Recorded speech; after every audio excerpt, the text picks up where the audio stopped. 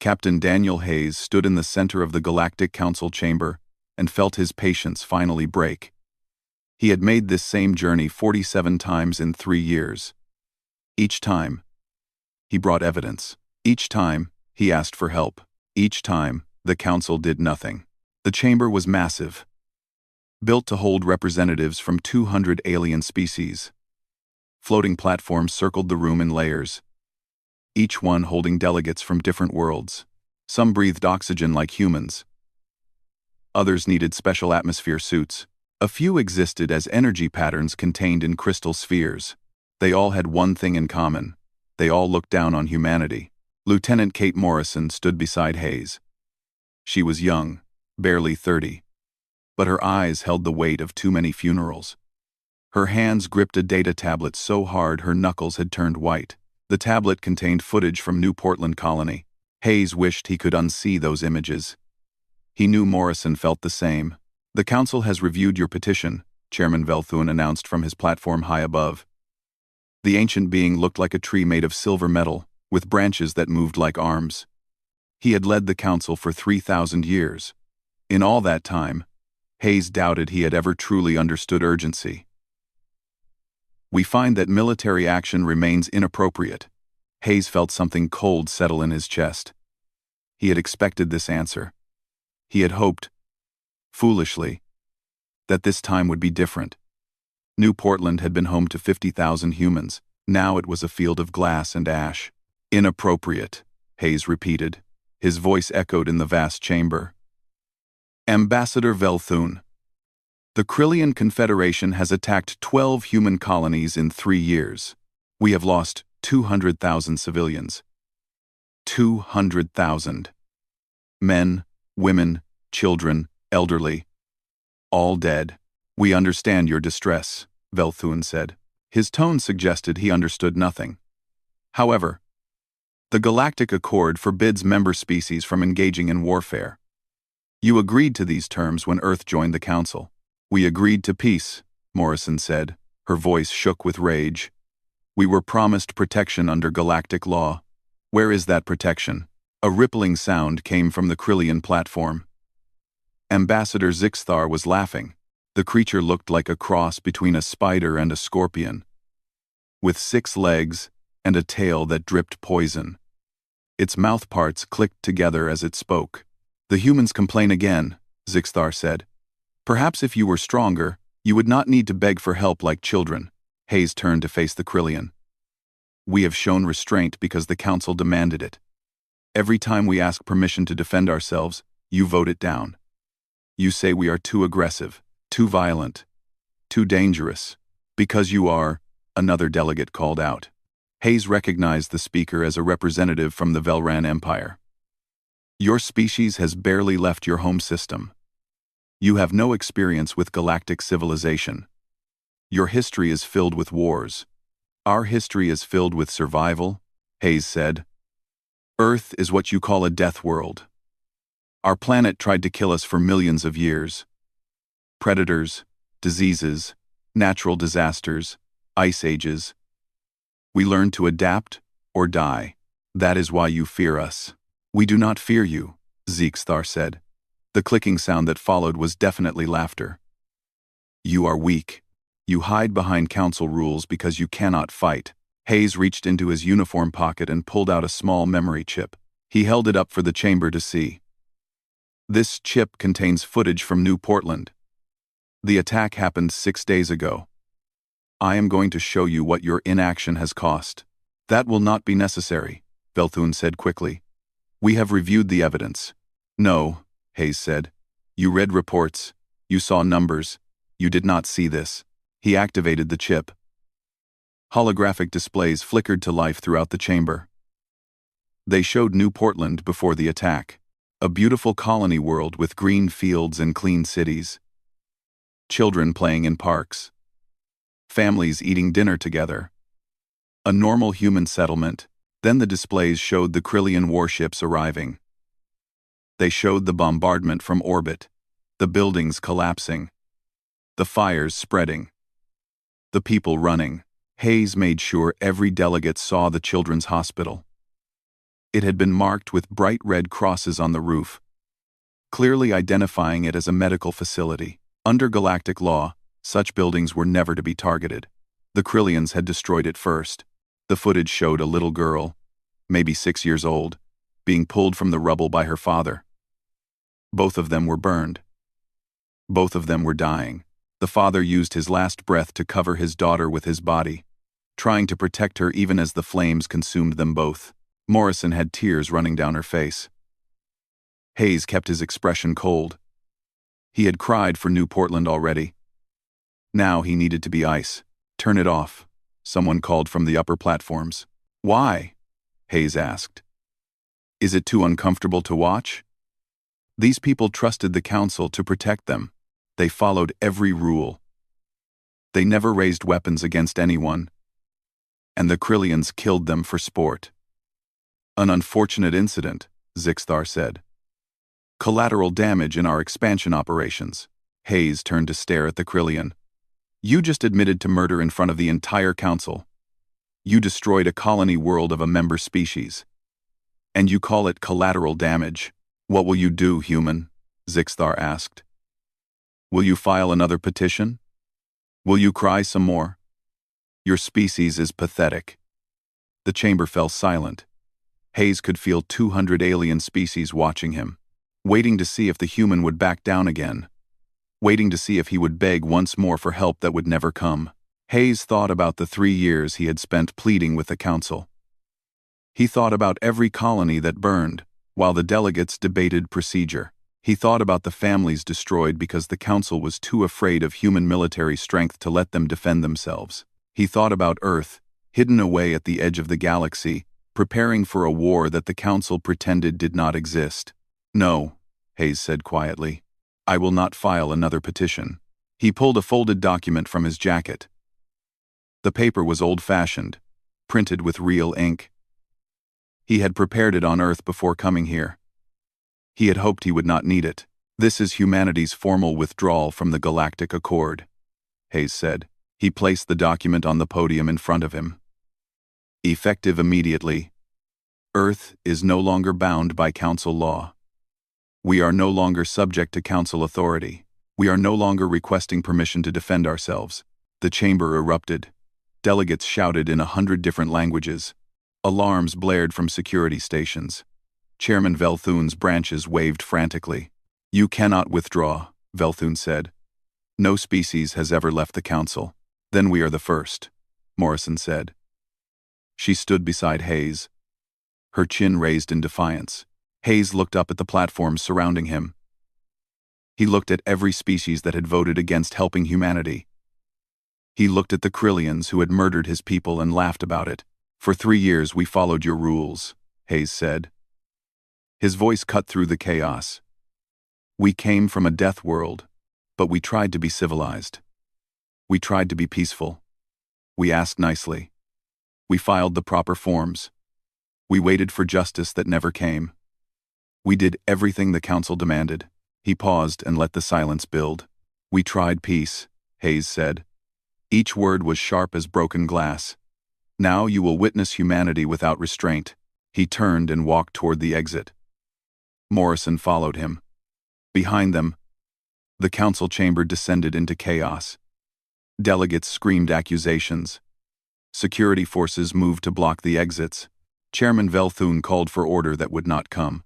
Hayes and Morrison kept walking. The doors opened automatically as they approached. Human security personnel waited outside, armed and ready. They had been prepared for this moment. As Hayes stepped through the doors, he heard Zixthar shouting threats. The Krillian promised to destroy Earth itself. Promised to make humanity regret their defiance. Hayes smiled without humor. The Krillians had no idea what was coming. None of them did. For 3 years, humanity had been building in secret. For 3 years, Earth's shipyards had worked around the clock. For 3 years, humanity's best minds had designed weapons specifically to fight every species in the council. The galaxy thought it knew humanity. It thought humans were weak because they begged for help. It thought humans were beaten because they showed restraint. The galaxy was about to learn the difference between choosing peace and being incapable of war. Hayes reached his ship and strapped into the pilot's seat. Morrison took the co-pilot position. They launched from the Council station and set course for Earth. "What happens now?" Morrison asked. Hayes checked his communicator. A single encrypted message waited for him.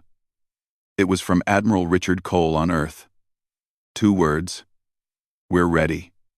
Quote, "Now," Hayes said, "we show them what humans are really capable of." The ship jumped to faster than light speed, leaving the Council station far behind. In the station's chamber, 200 alien species argued about what to do about humanity's withdrawal. They debated and discussed and formed committees to study the situation. They wasted time. Humanity was done waiting. Admiral Richard Cole watched the holographic display with satisfaction. 48 hours had passed since Captain Hayes delivered humanity's final message to the Council. 48 hours since Earth stopped pretending to be weak. The display showed thousands of ships moving into formation. Battleships, carriers, destroyers, and support vessels. They had been built in secret shipyards scattered throughout the outer solar system and beyond. The Council had been so busy watching Earth itself that they missed the construction happening in the dark spaces between stars. "Fleet status?" Cole asked. Commander Stephen Wright stood at the tactical station. He was a thin man with sharp eyes and hands that moved quickly across the controls. "All battle groups report ready. Admiral, we have 4,200 vessels in position, weapons armed, shields at full power, crews at battle stations." Cole nodded. 4,200 warships. The Council thought humanity had maybe 300 old patrol boats. They had been very wrong. General Lisa Park entered the command center. She moved like a predator, all controlled energy and focused intent. She had spent 3 years designing Operation Thunderstrike. Now she would finally get to execute it. "The special operations teams are in position," Park said. "We have agents embedded near every major Krillian military installation. They have been reporting on enemy movements for 6 months. The Krillians have no idea we are about to hit them." "Good," Cole said. "What about civilian areas?" "We have complete intelligence on all Krillian settlements," Park said. She pulled up a star chart showing Krillian space. Red dots marked military targets. Blue dots marked cities and civilian infrastructure. "Our orders are clear. We hit the red dots only. Any commander who strikes a civilian target will face court-martial." Cole appreciated that. Humanity was angry. But anger was not an excuse for becoming what they fought against. The Krillians killed civilians without thought. Humans would be better. The door to the command center opened again. President Jacob Turner entered, flanked by security personnel. He was in his 60s, with gray hair and tired eyes. Leading humanity through 3 years of losses had aged him. "Mr. President," Cole said. He saluted. Turner waved away the formality. "Show me what we have." "Richard." Cole activated the full tactical display. It filled the center of the room. A 3-dimensional map of known space. Human territory glowed blue at the edge of the galaxy.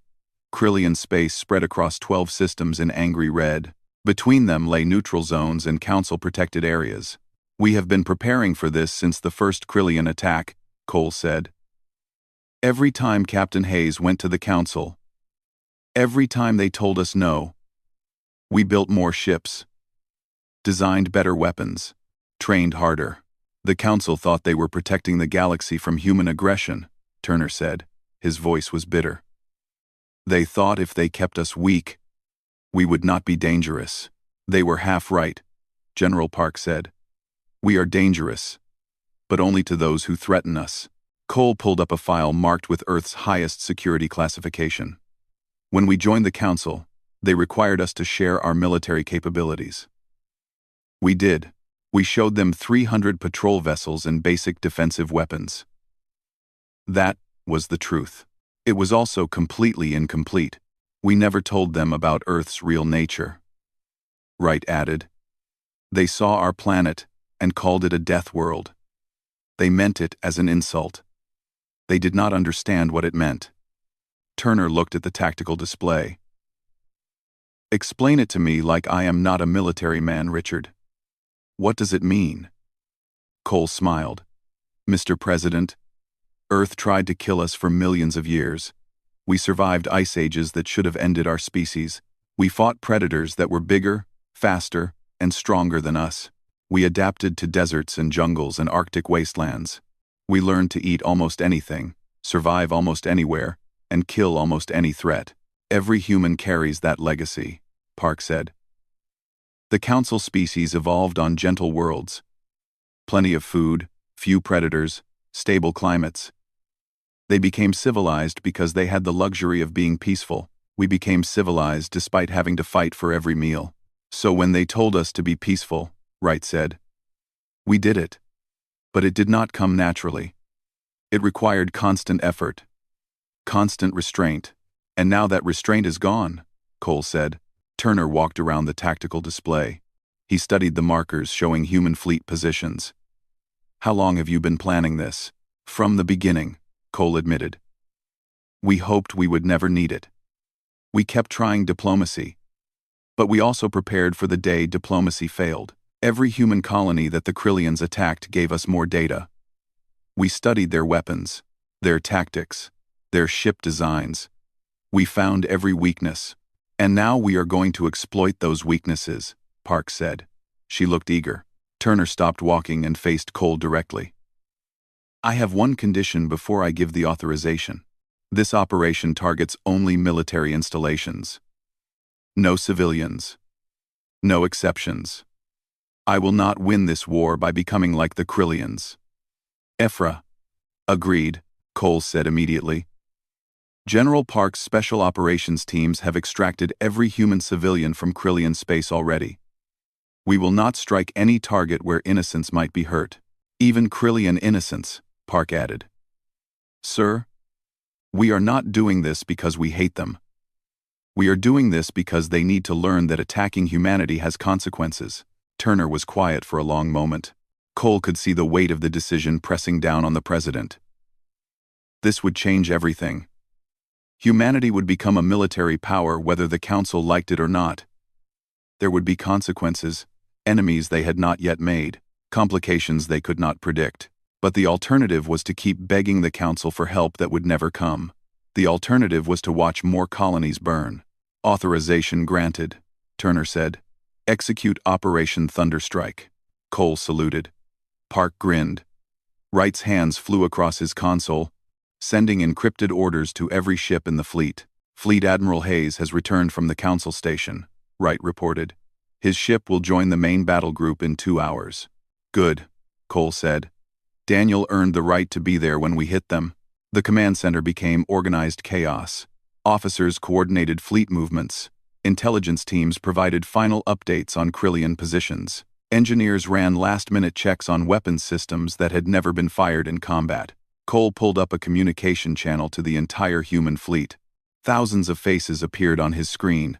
Ship captains and crew members, soldiers and pilots, young and old, experienced and new.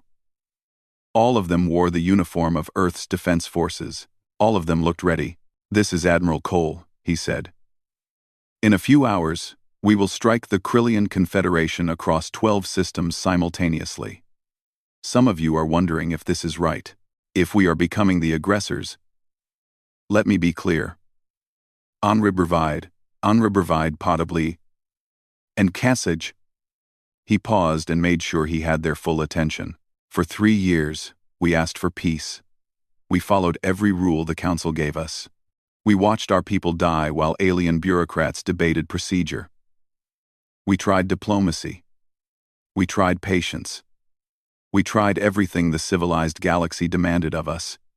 And they let our colonies burn. Cole's voice hardened. Today, we stop asking permission. Today, we show the galaxy what humanity is truly capable of. But we do it our way. We target only military installations. We avoid civilian casualties. We fight with honor even though our enemy has none, because that is what separates us from them. He looked at the faces watching him. The Krillians think we are weak. The Council thinks we are primitive.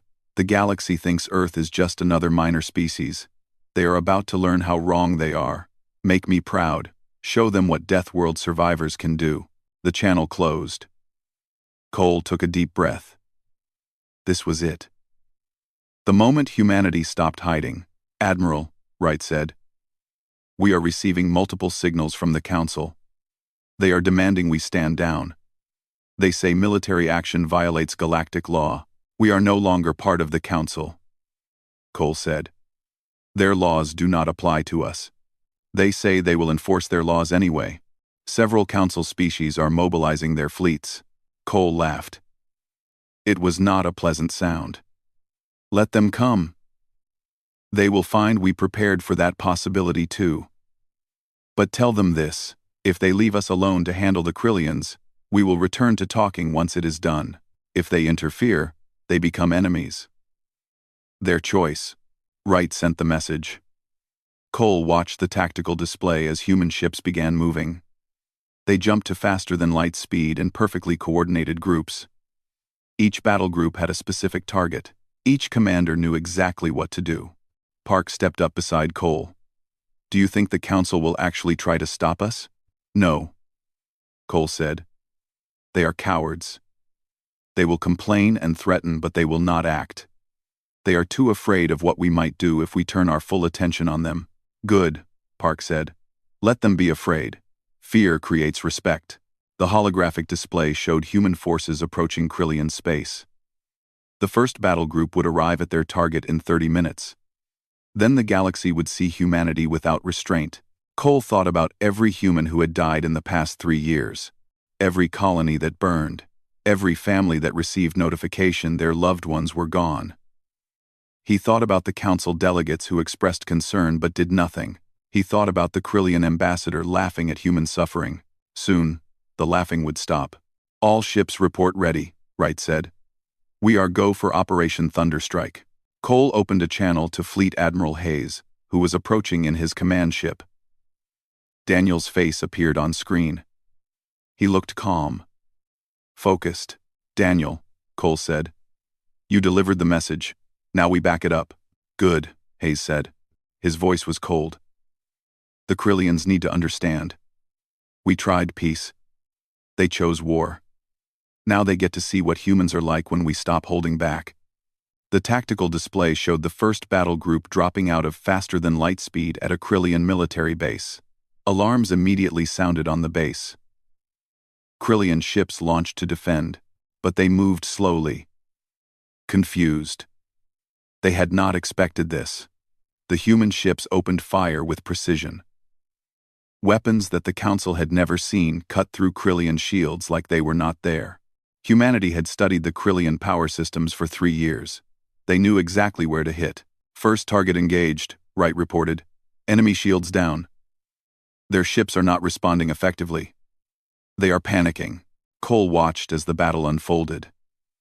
It was not a fight. It was a demonstration. Humanity showing the galaxy what 3 years of preparation could accomplish. All battle groups are engaging now, Wright said. 12 simultaneous strikes across Krillian space. They did not see this coming. Krillian space. No, Cole thought. They did not. Because they made the same mistake everyone made. They thought humans were weak because humans asked for peace. They forgot that humans came from a world that tried to kill them every single day.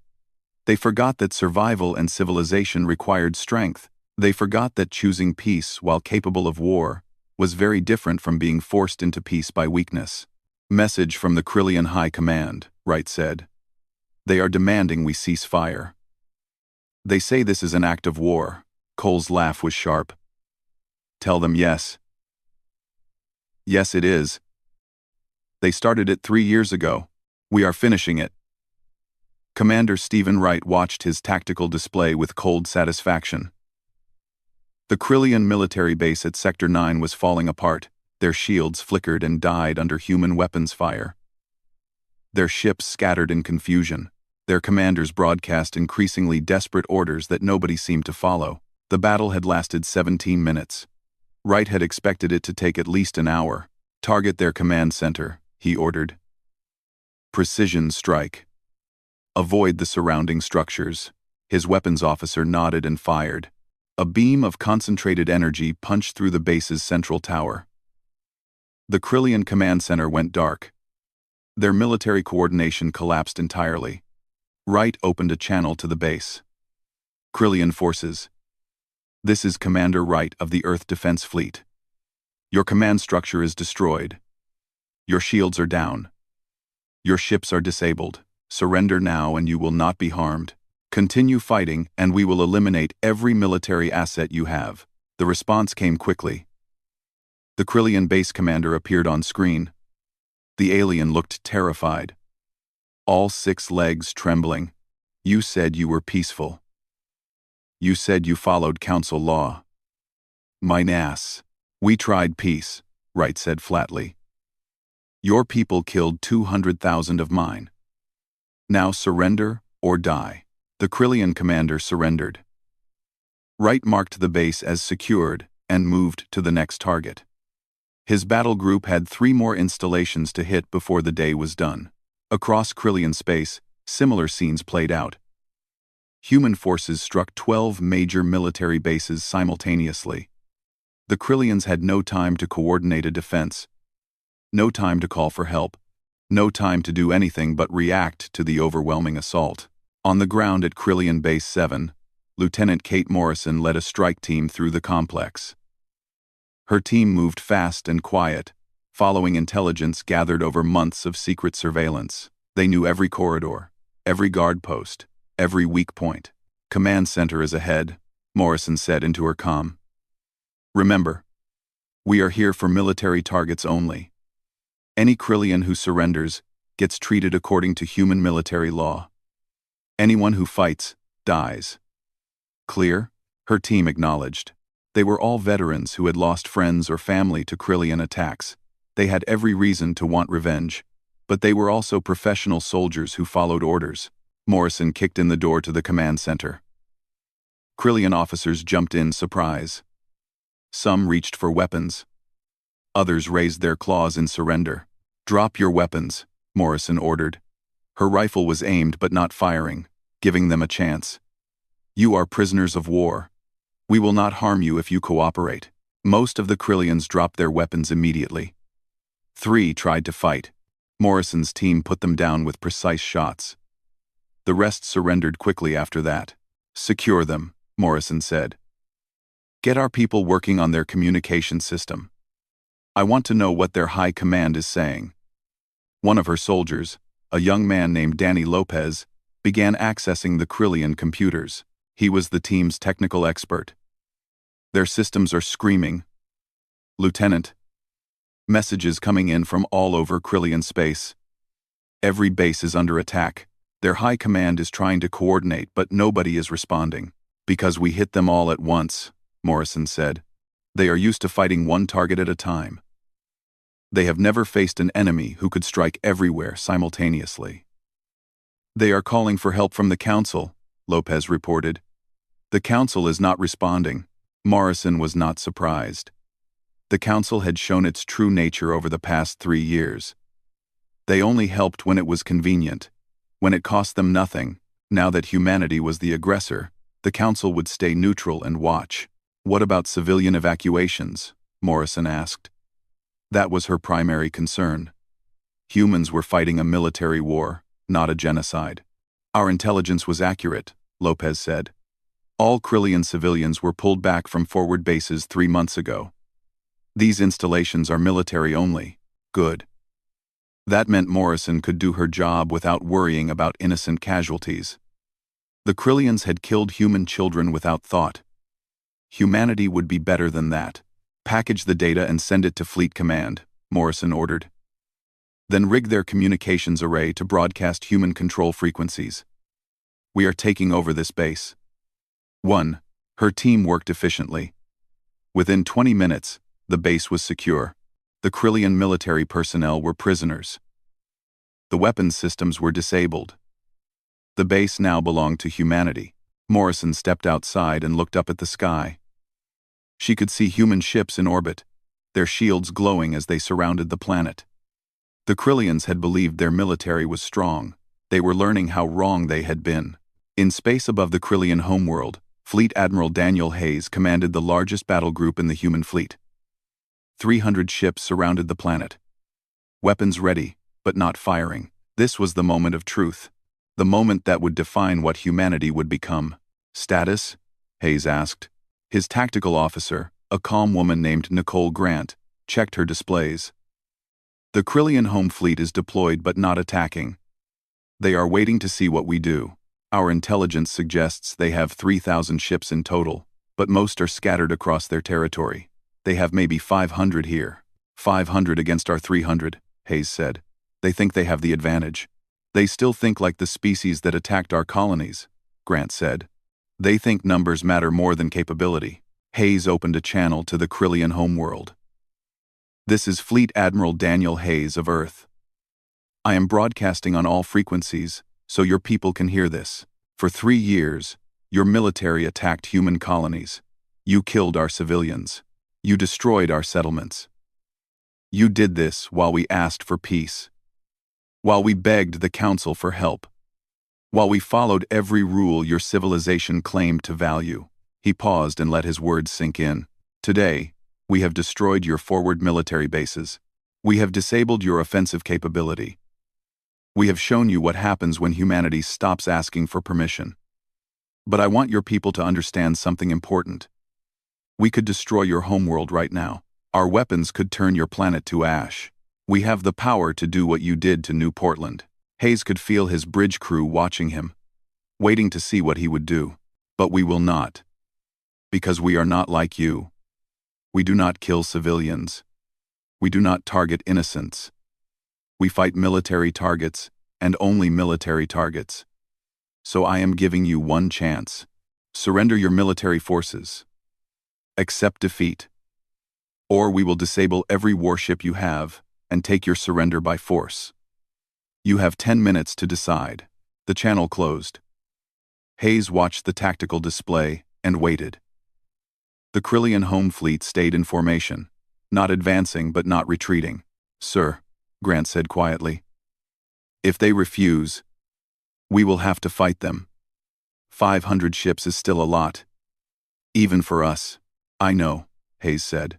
But they need to make the choice. We are giving them the mercy they never gave us. War Master Krelvax commanded the Krillian home fleet from his flagship. He watched the human ships surrounding his world, and felt something unfamiliar. Fear. Not for himself. For his species. Analysis, he barked at his tactical staff. The human weapons are far more advanced than we thought, his chief analyst said. The young officer's voice shook. They destroyed our forward bases in minutes. Our shields cannot stop their weapons. Our ships cannot match their speed or maneuverability. How is this possible? Krelvax demanded. The Council said they were weak, new to space, barely civilized. The Council was wrong, the analyst said. Sir, I have been reviewing the combat data. The humans have been preparing for this for years. Every time they came to the Council asking for help, they were studying us, learning our weaknesses. They let us think we were winning while they built an entire fleet in secret. Krelvax felt his confidence crack. He had led Krillian military forces for 20 years. He had conquered 6 systems. He had faced dozens of enemies. But none of them had been like this. They are offering surrender, his communication officer said. If we accept, they promise to treat our crews according to military law. No executions, no torture. And if we refuse? Krelvax asked. They will destroy our fleet. Krelvax looked at his tactical display. 300 human ships surrounded his world. Behind them, he could see another 1,000 ships holding position, ready to jump in if needed. His intelligence had been completely wrong. The humans did not have a few hundred patrol boats. They had thousands of advanced warships. How did we miss this? He asked. Nobody answered. Because the truth was obvious. The Krillians had been so focused on expansion, so confident in their strength, so dismissive of the humans, that they never looked carefully, they never investigated, they just attacked. War Master, his second-in-command said, We have 500 ships. The humans have 300 here. We might be able to break through. And then what? Krelvax asked. We saw what they did to our forward bases. Our weapons barely scratched their shields. Their weapons cut through ours like they do not exist. They have been preparing for this fight. We have not. So we surrender? His second-in-command sounded horrified. Krelvax thought about his people on the planet below. Millions of Krillian civilians who had nothing to do with the military's decisions. If he fought and lost, the humans might change their minds about mercy. They might decide to bombard the planet after all. But if he surrendered, his people would live. The military would be humiliated, but the species would survive. Open a channel to the human commander, Krelvax said. Hayes watched as a Krillian face appeared on his screen. This one was old, with scars across its carapace. A veteran. A warrior who understood what was happening. I am War Master Krelvax, the Krillian said. I command the home fleet. I wish to discuss terms. There are no terms, Hayes said. Unconditional surrender. Your ships will power down their weapons and shields. Your crews will remain aboard under human guard. Any ship that tries to flee or fight will be destroyed. Those are your only options. Krelvax was silent for a long moment. Hayes could see the calculations happening behind the alien's eyes. Considering options. Weighing pride against survival. Why? Krelvax finally asked. Why offer mercy? We killed your people. We mocked your weakness. Why not destroy us as we destroyed your colonies? Hayes thought about New Portland. About the children's hospital. About the little girl and her father dying in the flames. He thought about every human who had suffered because the Krillians saw kindness as weakness. Because, Hayes said, we are not you. We could have come here with revenge in mind. We could have destroyed your world from orbit. We could have killed millions in response to the thousands you took from us. But that would make us no better than you. He leaned forward, making sure the Krillian understood. You attacked us because you thought we were weak. You thought our requests for peace meant we could not fight. You made the mistake of believing that choosing not to kill and being unable to kill are the same thing. We are showing you the difference. Krelvax looked at Hayes with something that might have been respect, or perhaps just acceptance. The Krillian home fleet surrenders, he said. Hayes felt tension drain from his bridge. His crew let out held breaths. They had won without firing a shot here. The demonstration of force had been enough. Power down your weapons, Hayes ordered. Our boarding teams will take control of your ships within the hour. Your crews will be treated well. This war is over. The Krillian ships began shutting down their systems. One by one, their shields dropped. Their weapons powered off. The threat was gone. Morrison's voice came through on the command channel. Admiral, all ground targets are secure. We have taken control of every major Krillian military installation. Total human casualties are 43 wounded. None killed. Krillian military casualties are estimated at 2,000 killed. 30,000 prisoners. Civilian casualties? Hayes asked. 0, sir. Our intelligence was perfect. We hit only military targets. Hayes allowed himself a small smile. Humanity had done it. They had won a war without becoming monsters. They had shown strength without losing mercy. All forces. This is Fleet Admiral Hayes. Operation Thunderstrike is complete. The Krillian Confederation has surrendered. Well done. 3 weeks after the Krillian surrender, Ambassador Sharon Fields walked into the Galactic Council chamber for the first time. She was 40 years old, calm under pressure, and had spent the last decade as Earth's chief diplomatic negotiator. Now she carried the weight of humanity's new position in the galaxy. The chamber was different than when Captain Hayes left it.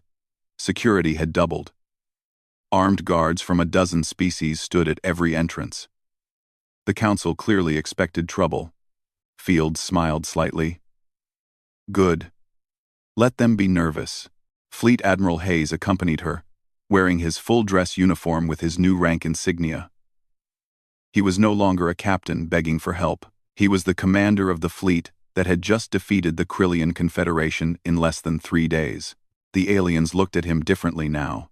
Chairman Velthun called the session to order. His silver branches moved with agitation. Ambassador Fields, Fleet Admiral Hayes, the Council has called this emergency session to address humanity's unauthorized military action against a member species. Unauthorized? Fields said. She kept her voice pleasant.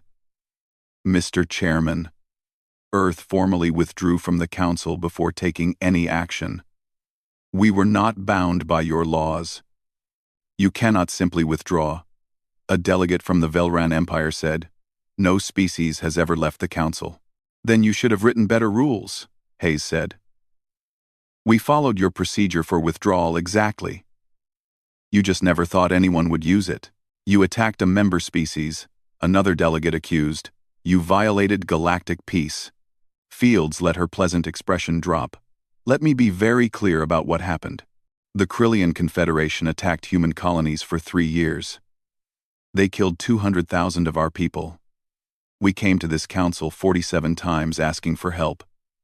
You refused every time. She pulled out a datapad and activated it. Holographic displays appeared throughout the chamber. Evidence of every human petition to the council. Evidence of every Krillian attack. Evidence of council inaction. You told us we were too aggressive to be allowed to defend ourselves, Fields continued. You demanded we follow your laws while you provided no protection. So we followed your laws right up until we legally withdrew. Then we handled the situation ourselves. You destroyed the Krillian military in 3 days, Velthun said. You demonstrated military capability far beyond what you reported when joining the council. We told you what you asked, Hayes said. You asked about our active military forces. We told you. We had 300 patrol vessels. That was true. You never asked about our construction capacity. You never asked about our reserve forces. You never asked the right questions. Because you lied by omission, the Velran delegate accused. No, Fields said coldly. We protected ourselves. Every species in this chamber has military forces beyond what they publicly report. Earth simply learned from you. We played by your rules. The fact that we played better is not our fault. A representative from the Alorn species stood. Prime Minister Chen Wei was a small being with large eyes and blue skin. The Alorn were one of the few species who had voted to help humanity during the Krillian attacks. Ambassador Fields speaks truth. The Council failed in its duty to protect a member species. Humanity had every right to defend itself. Thank you, Prime Minister, Fields said. But now we face a new problem, Chen Wei continued. Humanity has demonstrated overwhelming military superiority. Many species fear what you will do next. Will you become conquerors? Will you seek revenge against those who voted against you? Fields had expected this question. It was the central fear driving the Council's panic. They had spent 3 years treating humanity as weak. Now, they worried about retaliation. We could, Fields said honestly. Humanity now has the strongest military in the galaxy. We could enforce our will on any species we choose. We could take revenge for 3 years of abandonment. We could become exactly what you feared. She let the silence build. Let them feel the weight of that possibility, but we will not, because that is not who we are. We fought the Krillians because they attacked us.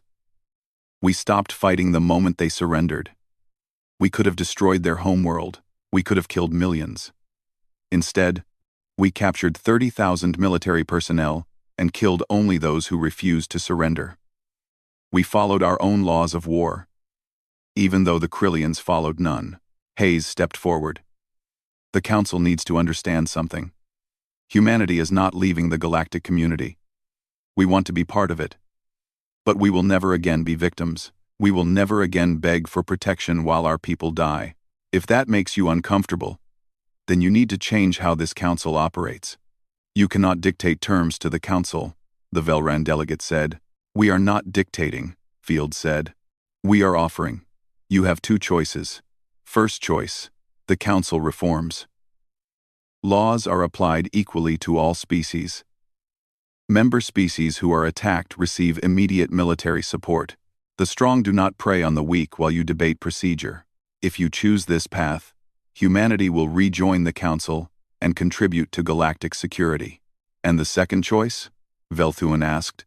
Humanity operates independently, Fields said. We protect ourselves. We protect our allies. We enforce our own justice. You continue as you are, and we ignore you. We build our own alliances. We create our own rules. And every species that wants real protection, instead of empty promises, will come to us instead of you. The chamber erupted. Delegates shouted in a dozen languages. Some demanded humanity be punished.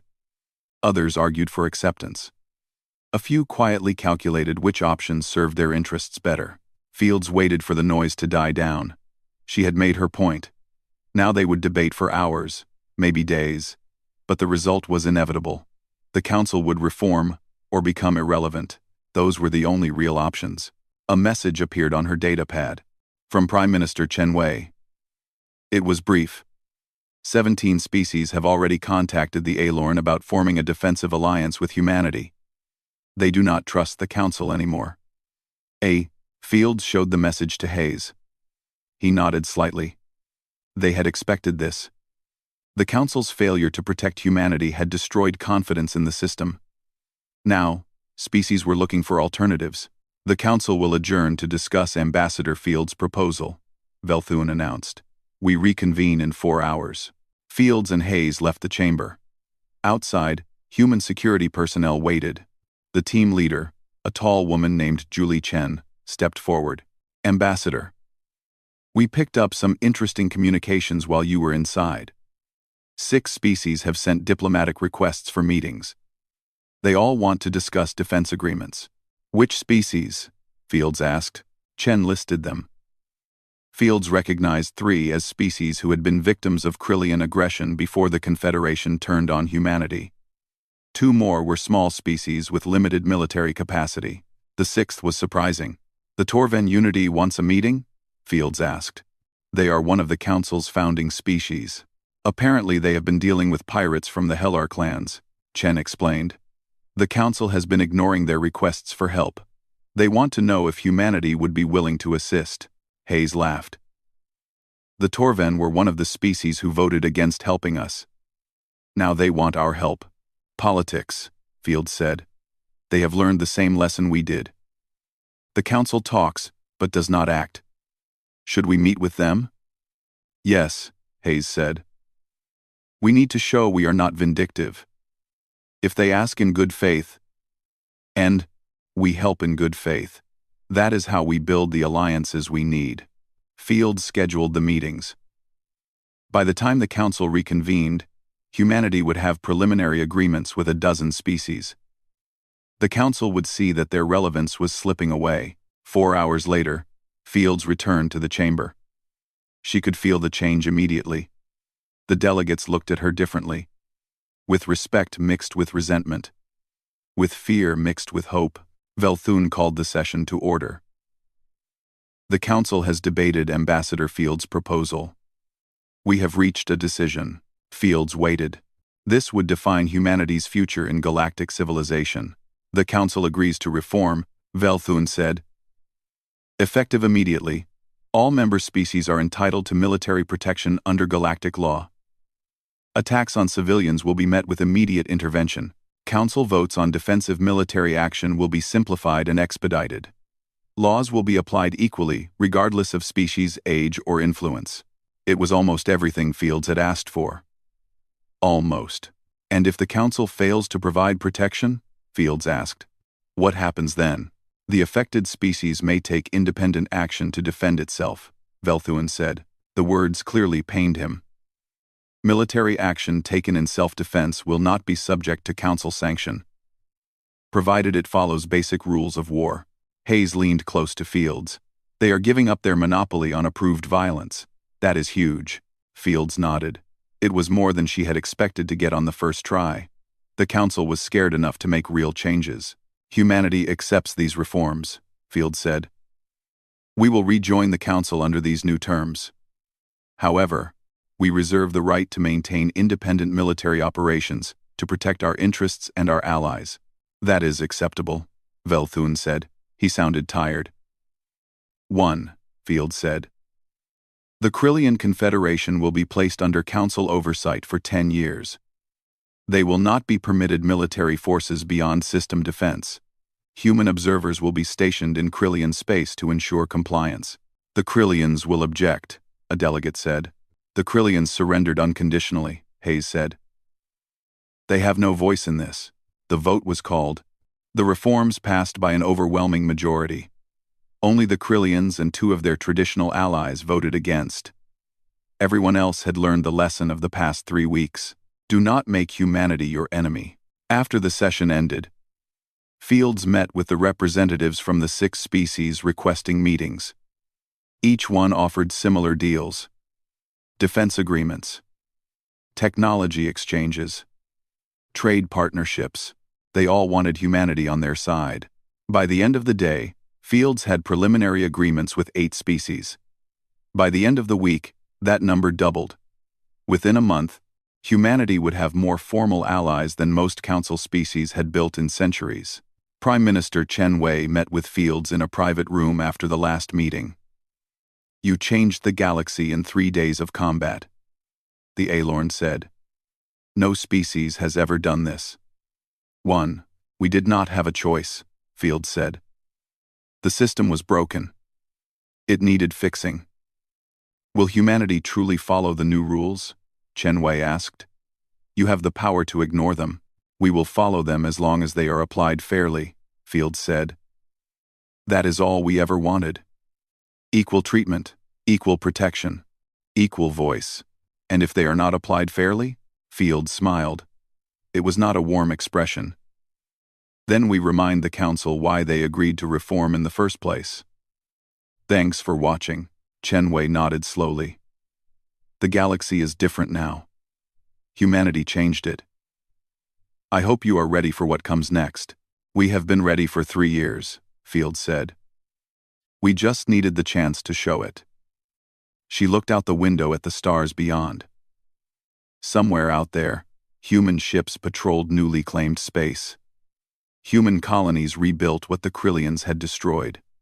Human families mourned their dead but looked toward a future where no one would dare attack them again. Earth had tried peace and been punished for it. Earth had unleashed its strength and won respect. Now, Earth would show the galaxy how to balance both. How to be strong enough to protect the weak, how to be merciful enough to accept surrender, how to be wise enough to build something better than what came before. The Galactic Council would never be the same. And that was exactly what humanity wanted. 6 months after humanity's withdrawal from the Galactic Council, President Jacob Turner stood at the memorial on New Portland Colony. The planet was being rebuilt, slowly but steadily. Where Krillian bombardment had left craters and ash, human engineers had planted new trees and constructed new buildings. The scars remained, but life was returning. The memorial itself was simple. A wall of black stone with 200,000 names carved into it. Every human who died in the Krillian attacks. Men, women, children. Remembered forever. Turner placed his hand on the stone. It was cold under his fingers. He thought about the little girl and her father from the footage that Captain Hayes had shown the council.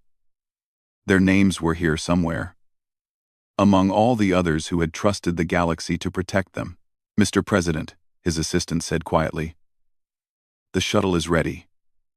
We need to leave for the ceremony soon. Turner nodded. Today was the anniversary of humanity's final message to the council. The day Daniel Hayes walked out of that chamber and told the galaxy that restraint was over. 6 months ago, nobody knew if humanity would survive what came next. Now everyone knew the answer. The flight to Earth took 3 hours.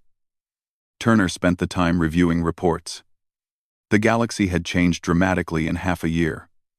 The Galactic Council operated under new rules that actually protected smaller species. Humanity had formal defense alliances with 23 species.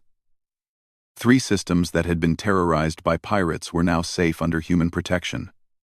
Trade agreements brought new technology and resources to Earth, but the most important change was simpler.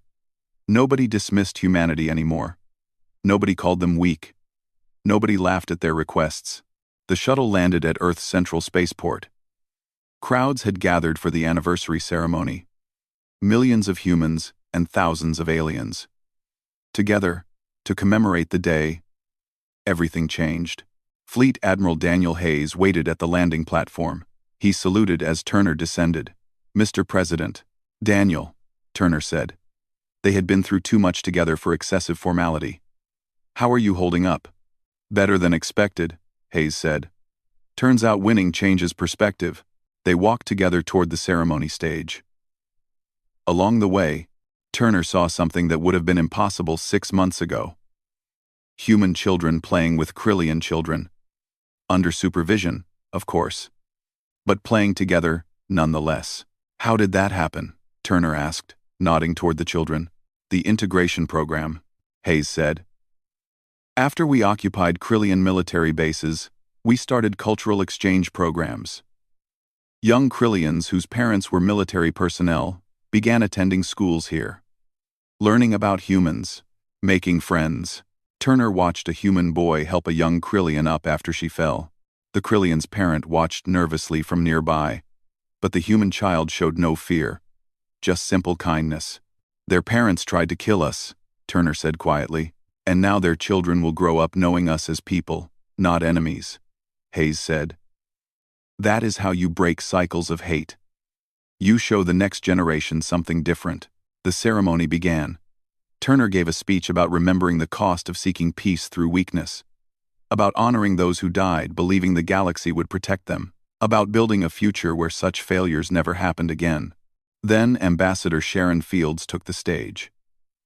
She spoke about humanity's new role in galactic civilization, about the species who had requested human protection, about the reforms that made the Council actually function. 6 months ago, Captain Hayes delivered a message, Fields said. "We tried peace. Now you will witness humanity without restraint." The galaxy heard those words and feared what they meant. Would humanity become conquerors? Would we seek revenge? Would we become the very thing we fought against? She paused and looked across the crowd. Human and alien faces watched her. "The answer is no," Fields said. "Humanity without restraint does not mean humanity without mercy. It means humanity without fear. It means we will never again beg for protection while our people die. It means we will defend ourselves and those who cannot defend themselves. It means we will be strong enough to choose peace. Not forced into peace, by weakness." The crowd applauded. Turner saw alien delegates nodding in agreement. The galaxy had learned what humanity meant by restraint. Not inability to fight. Choice not to fight, unless necessary. After the ceremony, Turner met with various delegates. Prime Minister Chen Wei of the Alorn thanked him for human assistance dealing with border raiders. A representative from the Torven Unity discussed expanding their defense agreement. Even a Krillian observer, War Master Krelvax himself, attended to pay respects to the human dead. "I never apologized," Krelvax said when Turner spoke with him privately. "For what my people did. For the lives we took. For treating your mercy as weakness." "You are apologizing now," Turner said. "It is insufficient," Krelvax said. "But it is all I have. My people were wrong. We believed strength was the only thing that mattered. We learned that mercy from the strong is far more powerful than cruelty from the weak." Turner studied the old warrior. Krelvax had lost everything. His position, his pride, his entire worldview.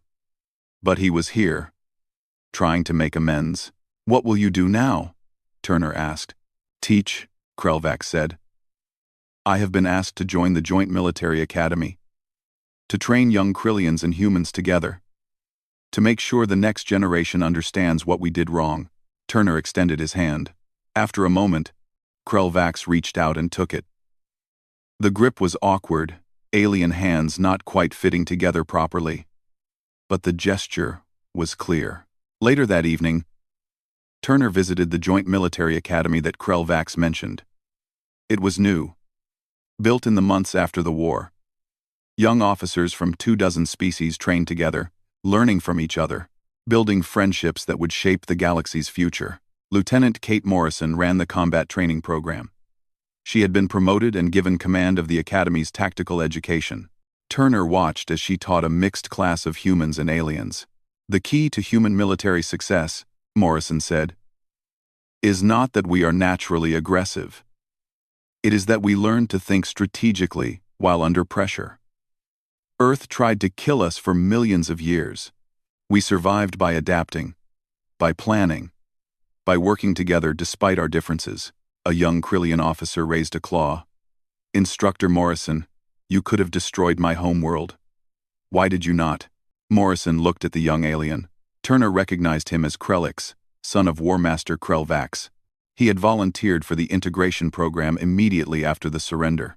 Because destroying your homeworld would not have brought back our dead, Morrison said simply. It would have just created more dead. More families mourning. More children without parents. We fought to stop the killing, not to cause more of it. But we deserved punishment, Krellix said. My father's forces killed your people. Your father's forces, Morrison said. Not you. You were not responsible for their choices. Punishing you for their crimes would be unjust. Humanity learned a long time ago that justice requires distinguishing between those who commit crimes and those who are simply related to them. She walked over to Krellix's station. You asked earlier why humans are so effective in combat. This is part of it. We think about consequences. We plan for, after the battle ends. We understand that how you treat defeated enemies determines whether they become future allies or future threats. Krellix looked thoughtful. So mercy is a weapon? Mercy is a choice, Morrison corrected, made from a position of strength. Anyone can be cruel when they have power. Being kind while having power is much harder. But it is also what separates civilization from barbarism. The class ended.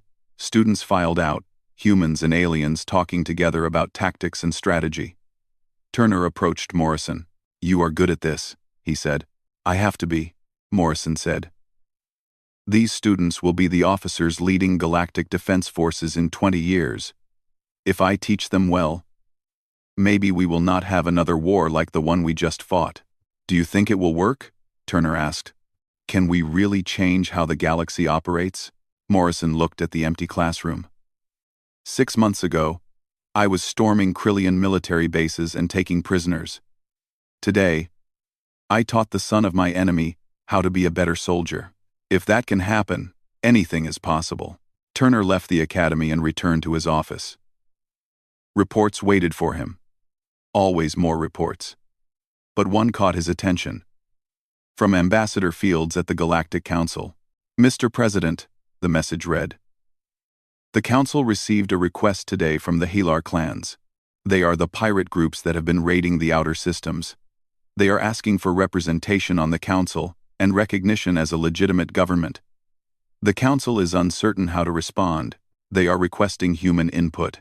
Turner smiled. 6 months ago, the Council would have debated for years, while the Helar clans continued their raids. Now they were asking humanity how to handle it, because humanity had proven they could solve problems that the Council had ignored for decades. He recorded his response. Tell the Council that the Helar clans can have representation when they stop pirating. Until then, they are criminals. If the Council will not act, humanity will assist any species who requests our help in eliminating the pirate threat. Give them 1 week to decide. It was a calculated move. Either the Council would act, finally showing they had truly reformed, or humanity would act and further prove that the old system was broken. Either way, the pirates would be dealt with. His communicator chimed. Fleet Admiral Hayes. Mr. President, every 2.WTAV. We picked up a distress signal from a freighter in Sector 12. Pirates attacked a Velran supply convoy. They are requesting military assistance. How long until our nearest patrol can reach them?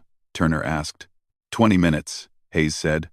But sir, the Velran Empire was one of the species who voted against helping us during the Krillian attacks.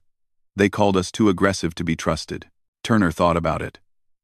This was the moment that defined what humanity would become. Would they be petty? Refuse to help those who had refused to help them? Or would they be better than that? Send the patrol, Turner said. And when you rescue them, remind them that humanity protects our allies. Then offer them an alliance agreement. Let them see the difference between our way and the Council's old way. Yes, sir, Hayes said. Turner could hear the approval in his voice. Turner stood and walked to the window of his office. Earth spread below him, blue and green and alive. This world had tried to kill humanity for millions of years.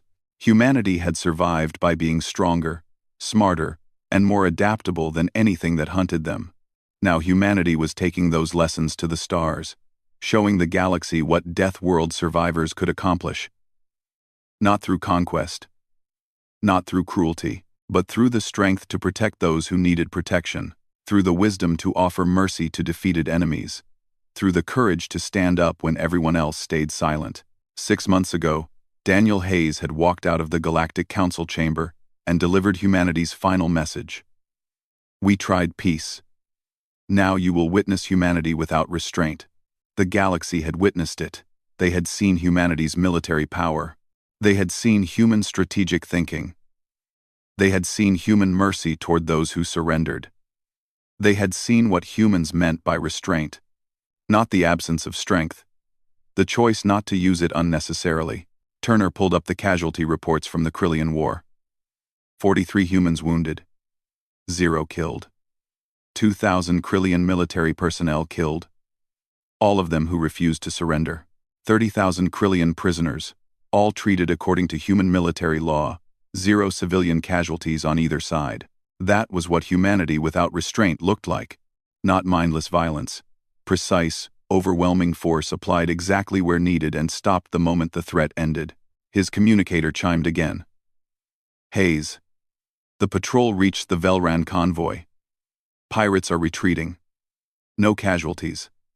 The Velran captain is very grateful. Good, Turner said. Mark this as the first official action under the new alliance system. Let the word spread. Humanity keeps its promises. As the sun set on Earth, Turner thought about the future. About young humans and Krillians training together. About species who once dismissed humanity now seeking their protection. About a galactic council that finally understood that justice required strength to back it up. Humanity had tried peace and been punished for it.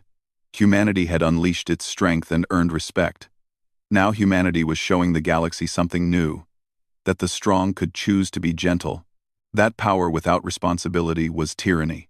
That true civilization required both the strength to fight and the wisdom to know when fighting was unnecessary. The galaxy would never be perfect. There would be more conflicts, more challenges, more species who needed to learn the lessons that the Krillians had learned. But they would learn. Because humanity was no longer asking for permission, no longer begging for help, no longer accepting injustice because some ancient bureaucracy said that was how things had always been done. Earth had delivered its final message. We tried peace. Now witness humanity without restraint. The galaxy had witnessed it, and the galaxy was better for it.